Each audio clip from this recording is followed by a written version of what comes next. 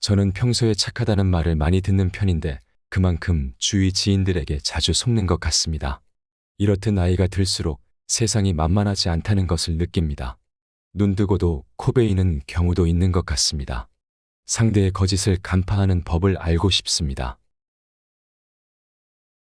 사람을 관찰하는 방법 가운데 눈동자를 살펴보는 것만큼 좋은 것은 없다. 눈동자는 그 사람이 지닌 악한 마음을 가리지 못한다. 마음이 바르면 눈동자가 맑고 마음이 바르지 못하면 눈동자가 흐리다. 그 사람이 하는 말을 듣고 그 눈동자를 관찰하면 사람이 어떻게 자기 마음을 숨기겠는가. 제 주위에는 저희 자존감을 낮추고 마음에 상처를 주는 사람이 많은 것 같습니다. 아무리 오래 알고 지냈더라도 이런 사람들을 피해야 할까요? 몽둥이로 사람을 죽이는 것과 칼로 사람을 죽이는 것에 차이가 있는가? 아니면 칼로 사람을 죽이는 것과 정치로 사람을 죽이는 것은 어떠한가? 몽둥이로 생긴 멍은 시간이 지나면 회복되지만 마음으로 남긴 상처는 영원히 기억된다. 어질지 못한 행동으로 성공을 거둔 자는 그 행동 때문에 망하게 되며 자신도 똑같이 소외당하게 될 것이다. 자신에게서 시작된 모든 일은 결국 자신에게로 돌아온다. 지금껏 살면서 작은 실패와 성공을 반복해왔습니다만 제가 크게 성공할 수 있을지 확신이 들지 않습니다. 크게 성공을 하려면 그만큼 그릇이 커야 한다고 들었는데 제가 그릇이 큰 사람인지 아닌지 궁금합니다. 그릇이 큰 사람이 되려면 어떻게 해야 할까요? 장차 어떤 사람에게 큰 일을 맡기려고 할 때는 반드시 그 사람의 생활을 공공하게 하여 하는 일마다 뜻대로 되지 않게 한다. 그러한 이유는 이로써 그 마음의 참을성을 담금질하여 이로써 하늘의 사명을 능히 감당할 만하도록 영향을 키워 못하던 것을 이룰 수 있도록 하기 위함이니라. 스스로 크게 될 사람인지 알고 싶다면 내가 얼마나 많은 시련과 고통의 시간을 보내었는지 돌아보라. 건강을 잃어서 육체의 힘듦을 겪어본 적이 있는가? 아니면 딸린 식구들의 굶주림에 눈물을 흘려보았는가? 참고 인내한 시간이 길수록 크게 될 사람이다. 저는 무엇을 시작하기 전에 항상 망설이는 버릇을 가지고 있습니다. 계획은 열심히 세우는데 항상 시작하기까지 오랜 시간이 걸립니다. 어떤 마음가짐을 가져야 할까요? 길은 가까이 있다. 그러나 사람들은 헛되이 먼 곳을 찾고 있다. 일단 해보면 쉬운 것이다. 시작도 하지 않고 미리 어렵게만 생각하고 있기 때문에 할 수 있는 일들을 놓쳐버리는 것이다. 지금 내가 당장 할 수 있는 일부터 시작하라. 그러면 그 일이 너의 재능을 알려줄 것이다. 세상이 점점 더 복잡해져 가고 있습니다. 하루가 다르게 변화하고 그 속도도 점점 빨라집니다. 하지만 아무리 세상이 변하더라도 익히고 배워야 할 기본 원칙은 변하지 않을 텐데요. 이런 가운데 어떤 중심을 가지고 자녀를 길러야 할지 고민이 됩니다.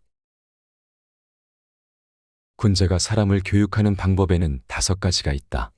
첫째는 시기적절한 비가 초목을 변화시키듯이 때에 맞춰 수준에 맞게 알려주는 방법이다. 두 번째는 덕을 쌓고 이룰 수 있는 환경을 만들어주는 방법이다.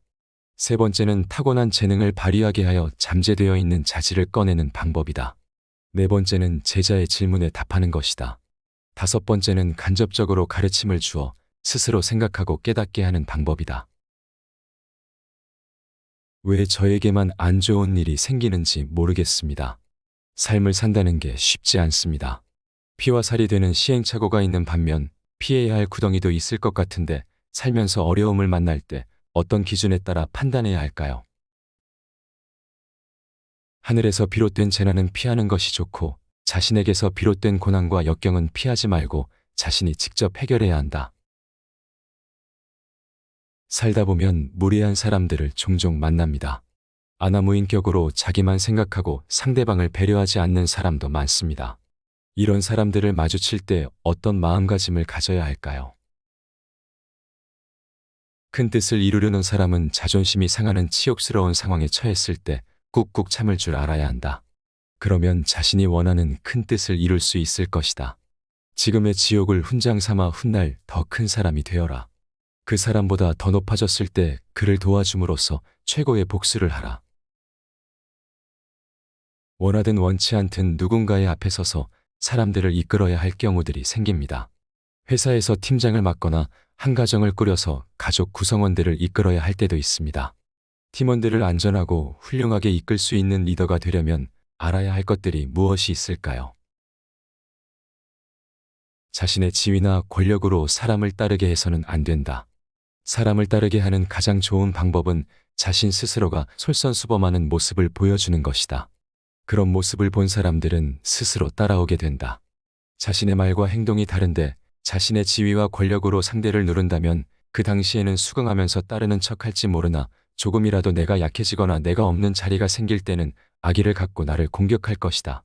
힘으로 남을 복종시키는 것은 마음으로부터 복종하게 하는 것이 아니라 힘이 부족하기 때문에 복종하는 것이다. 더불어 남을 복종시키는 것은 마음속에서부터 기뻐 진실로 복종하는 것이다. 다른 사람을 따르게 하기 이전에 내가 먼저 나의 생각을 실천할 수 있는 사람인지 돌아보라. 이것이 덕의 시작이다. 나아가야 할 때와 멈추고 잠시 쉬어가야 할 때가 있을 텐데 그 구분을 어떻게 해야 할지 모르겠습니다. 그 기준을 알고 싶습니다. 앞으로 빨리 나아가는 사람은 상황에 따라 환경에 따라 물러남도 빠르다. 힘을 조절할 수 있는 지혜가 있어야 한다. 한 번에 너무 많은 힘을 쏟게 되면 금방 쇠퇴하여 힘을 쓰지 못하게 된다. 일을 진행함에 있어 눈앞의 목표에만 혈안이 된다면 가장 중요한 순간의 기력이 다 힘을 쓰지 못하게 된다. 때로는 알면서도 참고 기다리는 것이 지혜롭다. 삶을 살아갈수록 사람의 마음을 얻는 것이 중요한 것 같습니다.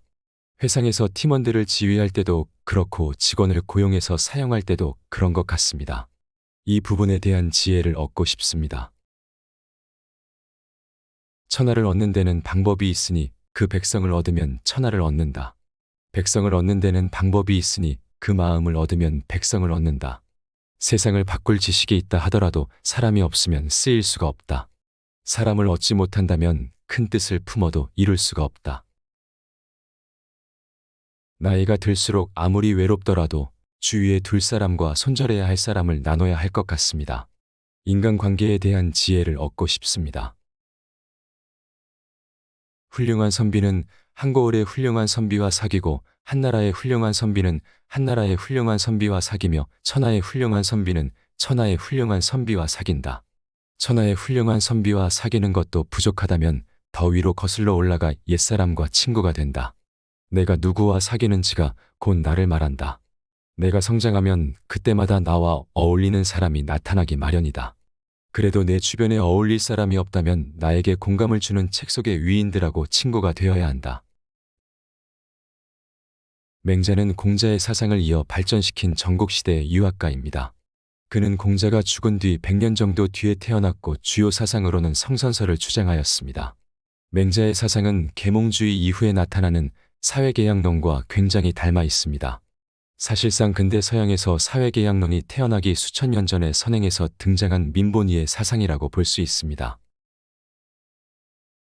구독을 하시면 앞으로 올라올 영상들을 놓치지 않고 시청하실 수 있습니다. 감사합니다.